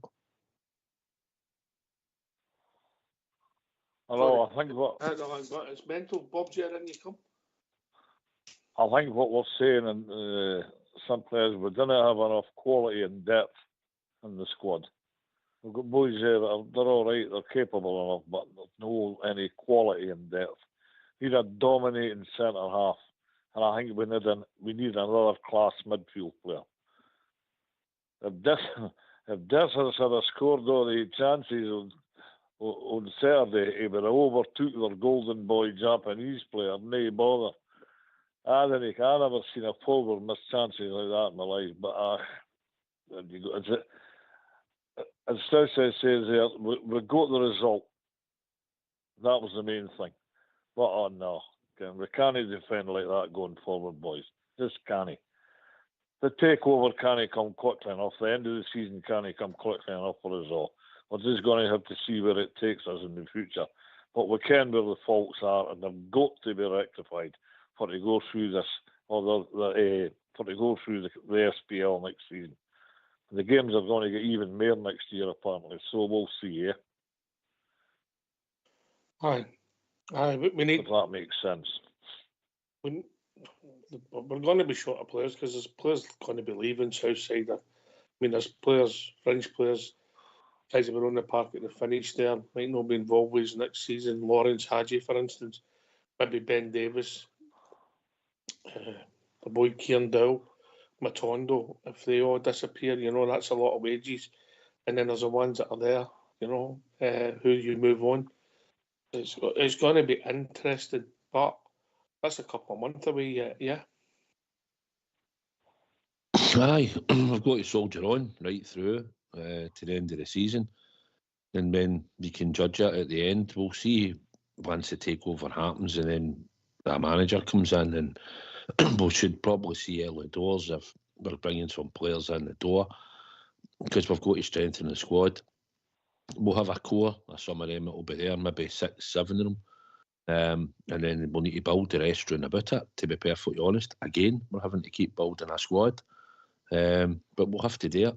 And it'll come down to who they're going to put in charge and what his ideas are and what type of system, what type of football. But when you get a bit of presence into the team, you get a bit of height and physicality. Because it does take, as we know, we keep saying it on here, and Stevie says it repeatedly, you've got to have that in your team when you want to try and win leagues up here, and you've got to be good after set pieces. We're going to have to be better threatening players in the box that teams will look and go, we need to mark him and him because they're dangerous in the box, and we need 2 dominant centre-halves, probably 3, to compete, and Shooter will need to fight for his place because he can't be an automatic choice next year either. And I don't know if his contract will be getting renewed or no. He's signed it yet. I know there was one offered, but we need to probably get better in every sort of position we've got around that team. We've got to look to improve that standard. And it'll be down to how much money they'll be spending on players and how quickly we can get rid of the players that we don't want that are out on loan at the moment. No, in modern football, mate, you don't get rid of the ones you want, do you? No, that's a bizarre thing. Yeah, absolutely, yeah. Aye, we gave a couple of hefty contracts. I was disappointed. I thought maybe the partner, but I thought Cortez. I was looking to see if he would have come on the park because I seen he was in the squad. So maybe seeing if he'll get added. I thought with Cherny missing, he might have been an idea to play in one of the wings at the time. Yeah. Listen, young Hadji, he's not so young now. He's moving into the peak of his career. David, and listen, there's been times where the boy's been fabulous for us, but consistently, I think it's time for a change for both parties. Aye, I mean, he's got no question. He's got great vision and some unbelievable moments in him. But going forward, he's not consistent enough. He falls out of games too much. He doesn't influence the game enough for me. I don't know. He just takes on the ring, and I know I like he's kind of he's always got the heat up. He's always looking for something that somebody else, isn't he? But he's just he's no consistent enough for me, and I don't think Hadji's done it. Hadji, as I said, seemed to get a better player when he was out all that time. He come back in, he cut his passes during that game. You're going, that's what I'm missing there. Do you know what I mean? A pass that nobody's seen. But you can't live off the moments for Rangers all the time. And if you wanted to sign a new contract, it'd been big money. And again, there's a game there. So he's coming on against Dundee there, and you want him to affect the game. And he didn't affect the game for me. Now, I know he was quite busy and he was out on the right, and then he was maybe central, whatever. But he didn't affect it enough for me. And he said that he turns inside at one point and he just smashes the ball. And I thought, a bit more composure. If you wanted to stay to Rangers, you have to come on and say, well, look, that's me coming on now. Look what I've done there, affected the game. He's not doing it. And I don't think he's ever done it with Rangers, to be honest, Hadji. Seems a nice enough guy, but I think I'd be quite happy to see Hadji move on. No question. Bob, yeah? Listen, lads, I'm going to head off. But thanks a lot for having us on. Cheers, mate. Good to hear from you as always, mate. All right, lads. Cheers, David. Good to hear from you, David. Cheers, lads. Right. Bye. Can you come, Bob, yeah? I think Hadji's like Jordi Cruyff. He's got a feather that was at the pinnacle there. It was great. And he's never ever going to reach that mantle. To me, he's a bit timid. Got enough skill there, but he lacks a lot of pace. And I think we can really improve on Hadji. He's had his time. He had the big injury, but he's never really done it for he come back, the boy. And I think, we can get Hadji out the door and really improve on him. So, I'm sure you agree with me, Ox. You're no his biggest fan. I never have been, mate. Yeah, absolutely. I never have been. I think he's got ability, vision, two-feeted, never had pace. And my big issue is, and me and Southside have discussed it a lot up there, I just think when he has a bad game, it just disappears completely. I think David mentioned that, and when you're playing in some of the positions, you should still have the touches in the ball, and he doesn't do it when he's having a bad game. When he has a good game, he's shown us he can be effective. He's had some excellent games with us. But whether we're getting value for cash off him, his hefty salary, over the time he's been with, and he's been unlucky. I mean, that was a sad injury for any pro footballer to get, you know, especially getting in the peak of his career. So he's got a bit of sympathy for that. But however, I don't think we would value for cash for him, you know. But we've discussed it a lot at first outside, haven't we? Aye. I was going to say. We nicknamed, had you? Aye. I was going to ask David to stay on when he said he's not done much in the Rangers jersey. I mean, Hadji in the 55 scored a lot of good goals for us in games where we won 1-0, and he was the one that scored that. Hibs, I'm sure, around about Christmas time, there was a game against St Johnstone, and all he scores the winner up there. I think Hadji contributed quite a lot. I think he did it in his loan spell and all. I think he played with better players than he's playing with now. I think he was back ready to play, and Bill decided to say he wasn't. Then he had the spat, and then he went to Spain. I think if he'd stayed then, whether Bill would have played him much, we don't know. But when he left, I think he'd have been more part of the team. I agree, when he first got back in after the contract dispute, I think he was good. I think he contributed well in about 5-6 games for the team. You could see the difference. And then I think lately, the same as some of the games that we've watched, he's known the European squad. So I think at that time, he was only going to feature in the league games. So I think he's got a bit to prove. But we know he's going to be leaving at the end of the season. So Tom Lawrence came on, contributed, and I'm hoping that I think he's got the right attitude. And I think if he gets a chance in the team going forward, I hope he plays well and contributes. But I think he's always had the right attitude. I think he's a far better player than what some of you think. And listen, there's loads of midfielders don't have great pace, but they can still play a nice pass, and they're still good players. And so I think we're the piece. Maybe for what he gets now, looking at his contract, we might not be getting full money for him, but we loaned him out for a good bit of time. He took a serious injury. And I wish him all the best when he leaves, and I hope he contributes when he gets a chance to the end of the season. Here. Can I come in a wee minute, Oxia? Yeah, on you go, mate. We were talking about Yilmaz. I mean, he was playing in Saturday, and I thought, I'm not being funny when I say this, so anybody listening and doesn't agree, I'm sorry. I thought that our manager should have took him off before a half hour was up, because he was absolutely dreadful. He was contributing nothing. All he was doing was making himself more and more frustrated. Nothing seemed to be going right for the boy at all. Now, remember, way back, it was where we right back Rickson, the manager pulled him off after maybe 20 minutes or something like that. I think that's what that boy needed. He needed to be pulled off, and he did get pulled off at half time, of course, you know. But I thought he should get pulled off. Bridge, it was 20 minutes into the second half before he went off. Oh, well, whenever, you know. It's in the second. You need to get that telly, use all. But seriously, I just don't see. I don't think they should be lasting. He's went 45 minutes anyway, at least. Absolutely dreadful. I was surprised, and I don't disagree with you. I was surprised they appeared at the second half. I really was. I don't know what the talk was at the game, or were people so caught up with Dessers and Butland outside. I think we knew he'd possibly make a change. Because the midfield were getting overrun at times, and they were fine, but we still created chances. But I think with most people in about thought, obviously it was getting talked about, Butland was the main subject actually. But at the time, I think we thought there might be a change or two. And he changed the sort of shape to accommodate it, as he says. But like I say, we got the result in the end. And I thought Bailey Rice, I heard you mention the other night, listen, he didn't come on and open up teams. He got caught early doors on the ball. And then after that, I thought when he got the chance to play the ball forward into positions, kept the ball moving.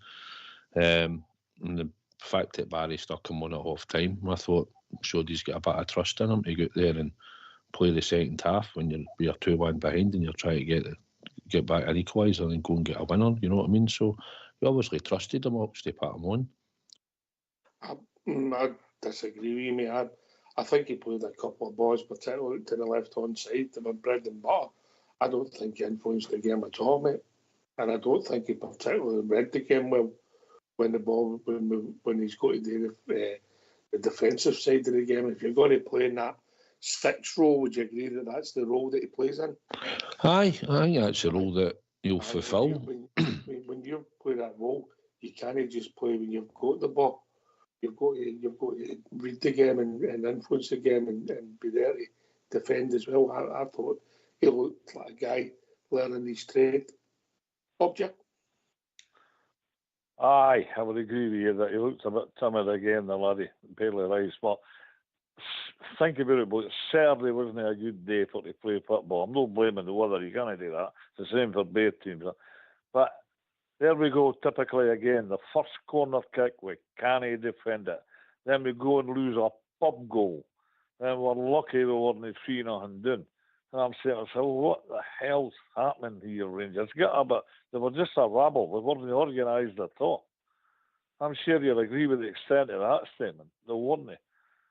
Then they kind of got it together in the second half and won the game, aye. But against a better quality side in Dundee, we could have lost more than a few goals on Saturday. That was the frightening aspect there. Okay, we won, but just against a better class. It was a typical SPL fixture. They were going to fight, kick and scratch because it was the Rangers. They didn't play like that every Saturday. I'll point the accusing finger of that at them. But that's what you're up against week in, week out. And I feel overall in the squad, we've got too many players there that can't hack the rough and tumble of Scottish football. That's why the results are being so inconsistent away from him this year. I'm sure you'll agree. We've analysed this through all the season, about what's been happening. The form away from him has been terrible. And we were lucky we walked out of that well, winning Saturday. Well, aye. But form away from him has been terrible over the season. It's actually been Ibrox that's been a problem in the last couple of months, Bridget. Absolutely. And you know, all-timer as I am, I just don't remember the runs. You know, we're pushing to try and win a league. I think young David said it earlier on, and you think we've got an opportunity to win three out of 4 Old Firm games in the league coming up, you know. And if we do that, we're going to look back in this season and think, where on earth have we been? What have we done? And it's a lot of it's to do with just poor play. I mean, not bad tactics, because some of the tactics have been excellent. It's just the players can't do the job that they're supposed to be doing for whatever reason. Maybe they're injured, maybe they're, I don't know. But seriously, it's, for me, we are a very, very poor team at times. Now, you flick the switch, and all of a sudden we're a really good team. And for instance, when Dessa scores that goal at the end there, that was marvellous pressure come all the way up for the goalkeeper, all the way out. Just brilliant, great pass. And then all of a sudden it scores an intricate goal, a superb goal, a great game-winning goal. And that made me very, very happy, very happy. But there's parts of that game at the weekend there we were absolute tosh. And it makes you think, wait, could we ever have said this? Could we be absolutely brilliant and absolutely tosh in the same game? Would that be possible with Rangers? What do you think? I just been inconsistent. They've been consistently inconsistent, but it's absolutely consistency this season. Yeah. There you go. There's a tongue twister for you, Southside here. It's just the fact we need to just get better players and build the squad. This is it. We've got guys that are young and like Diamonde that's come into the team, and he's playing in a league where it's cup finals for him just about every week. He's away playing an international duty. He's still a young boy. He's 23, 24 now, and it's just the rigours of this league and the demands at the club and just the games that we get. And you've got to bring him in. Connor Barron's the same. Bridge, he's not had a lot of game time and experience, and we're trying to build him up and try to learn him probably the game. And probably Barry's the right one with the backroom team now to tell him about this is how we handle pressure and this is what's needed. He knows about the club and all that. He came here, he knows about the background. He's played in Scotland, but It's just the demands, and the rest of them have got to do it, and we're going to be bringing in new signings, so we'll have to get people that are up for the fight, that can turn up for the work, and are going to get set about teams in this league and be physical when needed. We need to put a physicality into that squad going forward in a lot of positions.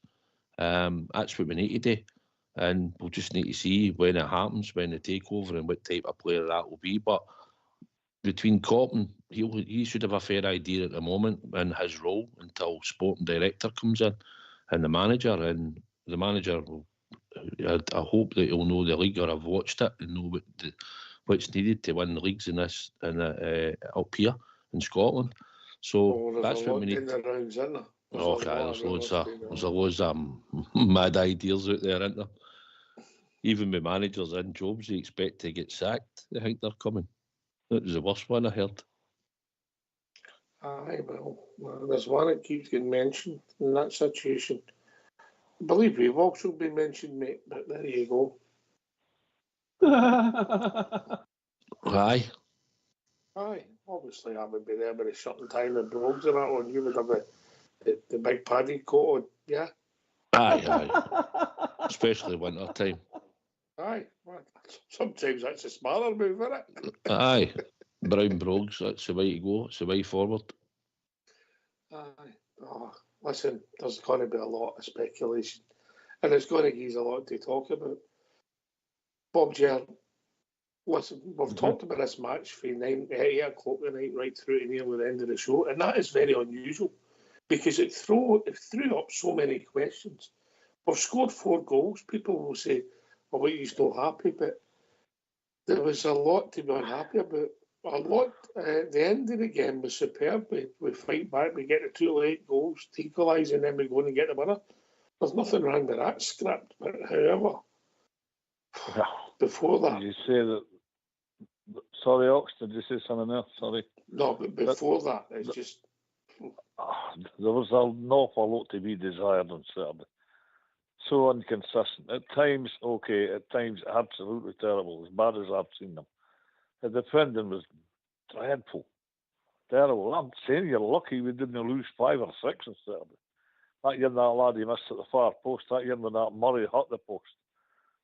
And that year it was disallowed. To me, it should have been a goal that stood, you know.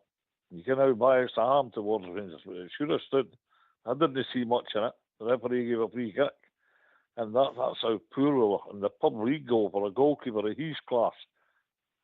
Well, I don't know where it goes. Where it goes from here, there's going to be a lot of money spent on this team, and where it's going to come from, we don't know. You cannot speculate about this takeover. You don't know exactly the figures that is going to be injected into the club. There might be a bit of a disappointment there. You don't know, but to me, certainly. I don't think it's that simple, mate. You can't just come in and say there's 100 million, go and spend it. Don't do that. No. A lot of people are going to be disappointed. They're all speculating and think that Rangers are going to be the biggest, greatest team in the world because of this, and that's not going to happen. If we're going to hate success, we're going to hate to be people in the squad that's going to have to earn success, like we had in the past. And there's only one club we've got to overturn. I'd see all this. I mean, they were saying last week they were on the show, and you're right, there's a lot of American investment in their game. But no, none of these people are going to win the league. There's only one challenge to them to win the league, and it's got to be made to be up to it next year. It must be. There's a big transition coming at Rangers, and it's got to be done right this time. A lot of people, their careers are in doubt. They're, like Balogun, I wish Balogun was 10 years younger, but he's past it, the boy. And there's more than him, Yilmaz and all. You didn't need to exemplify it all. They're all going out the door. There's a lot going out the door. I'm convinced of that. And Ferguson was right what he said last week. The team's too nice. That's why you got shoved out of the place on Saturday. We were lucky to get a result on Saturday. All right, we took our chances, but overall, no, I wasn't happy. I thought it was dreadful on Saturday. It's always good to win, but Rangers were lucky to win. We're honest. I never asked you for your man of the match, outside.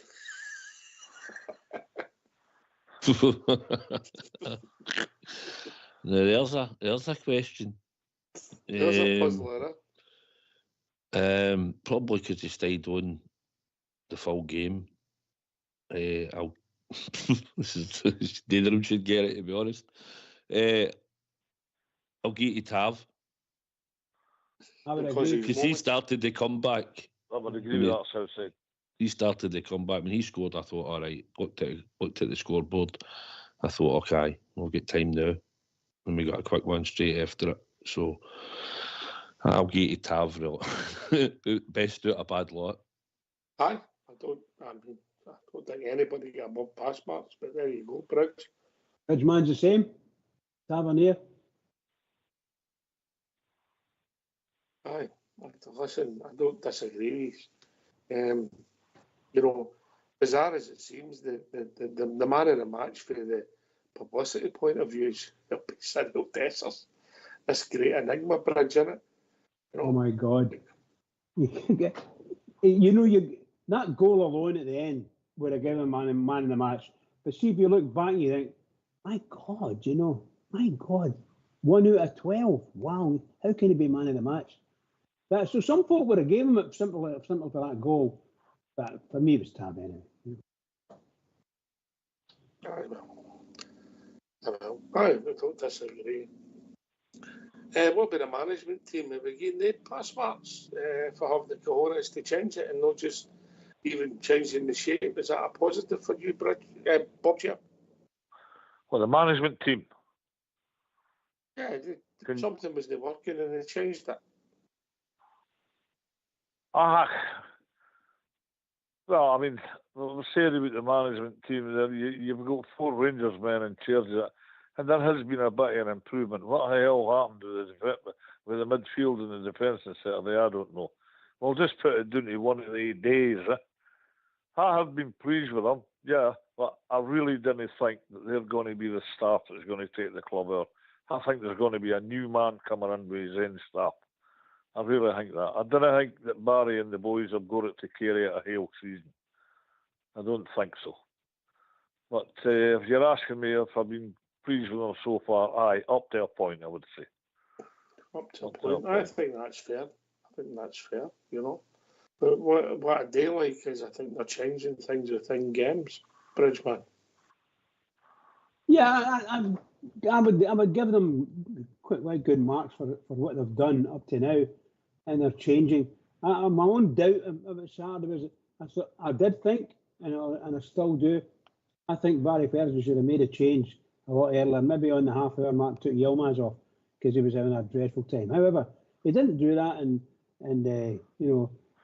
we won. We won the game, so you got to give them kudos for that. But they must see how poor we are from a defensive midfield back the way. We must see how poor we are during the game. We're not playing well at all. We're not covering for each other, and the midfield's not getting back as quickly as they can. And you're getting your full backs back there 10 seconds after the goal scored or something like that, wondering what was I doing? Where was I? That kind of thing. No. For me, I think they're doing all right, but I have to say I'm in the how can we say it now? Bob J. I like what Bob J. says there. I'm starting to think that this may not be possible to go forward with Barry and company, because the players that we've got aren't bad players. We've done very well in Europe, so he's got some good players ahead of him. As Oxford was saying earlier, all the players that started weren't they all on international duty, so that's good plus marks for the manager. But to come out and play the way they played in the first half on Saturday was criminal. So you're dredging back to 4 weeks ago, 3-4 weeks ago. The reason why Barry was brought in, was because they weren't playing well. So after some really good games for us and good results, we hit a sticky point again, and we're absolutely dreadful. We've got players that cannot have initiative. They don't seem to have any initiative to go and do. By the way, I'm terrible, and I'm going to change it. I'll step back 10 yards. I'll come back, go forward 5 yards. Anything like that, just to get themselves back into the game, because they never won a second ball in the whole of the first half. Listen, none of the parts of our team functioned well at the weekend. None of them. on the south side, goalkeeper stand alone, big X now, back three, back five, big X, midfield, big X, forward line, chances. We scored 4 goals, our own goal, a defender and a midfielder, forward lines, big X, mate. None of it fault. You said did it change? I mean, you were saying earlier you didn't think Bailey Rice done much, and you thought nobody really thought Hadji done much when he come on. But Tom Lawrence coming on with Danilo coming on first for Ignaman, I think helped set up James Tavernier for his goal, and he also made himself available to pull that boy's salute when Raskin made the burst forward and fired the ball into Tom Lawrence to get his shot away. Danilo was involved because obviously the defender thought he was going to play him in. They two probably come on and helped change the game at that time in the game, and it led to the 2 goals in quick succession, 76 and 81 minutes. So probably from then on, I think that probably helped change the game in the second half for us. That they all had a wee bit of a part to play. Even Lawrence with Tav's goal at first, we playing it across, and then Danilo linking up. So at that time in the game, that possibly changed it. But we know if it was a quality team we were playing against on Saturday, when we were 2-0 down, we would have found it hard to come back, especially if we were looking at the games coming up in Europe. But we've got Hibs coming up, mate, and we've got to look at this performance like we have tonight and hope that as the week goes on, it'll get sorted out for the weekend at Ibrox, because we can't afford to be dropping any points again or losing any more games at Ibrox before we play into the European game coming up. So the next 4 games, as we've spoke about, that's when the management team and the players will be judged coming up. It's all right doing what you've done now and go to the result against them and put Fern Patch out, but now it's time to take Hibs Aberdeen in the 2 European games, and this is what it's all about now coming up. All right, last word for your good self, Bob Jar.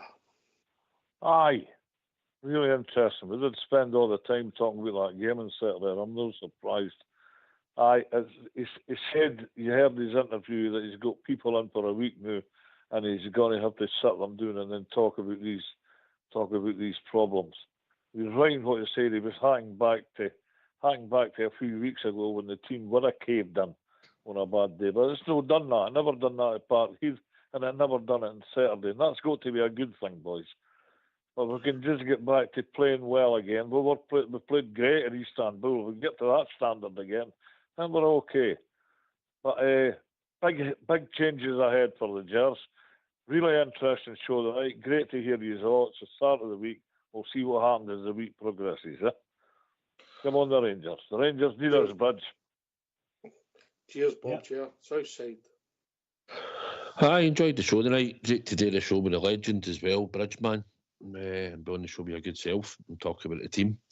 Aye, probably we've talked harshly about the team and the goals, but that's what we watched. It was a bonkers game. We got to 3 points and we move on. I'm looking forward to Ibrox on Saturday against Hibs.